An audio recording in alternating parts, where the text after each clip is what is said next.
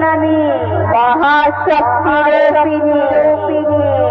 আমার তেজস্ব শক্তি স্তব্ধ করে দেয় পৃথিবী।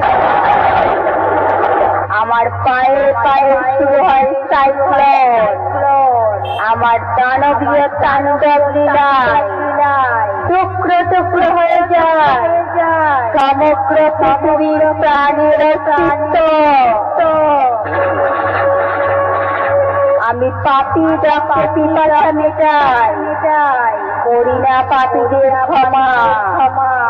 ভিন্ন রূপী শক্তি আমি সে হেপি মা।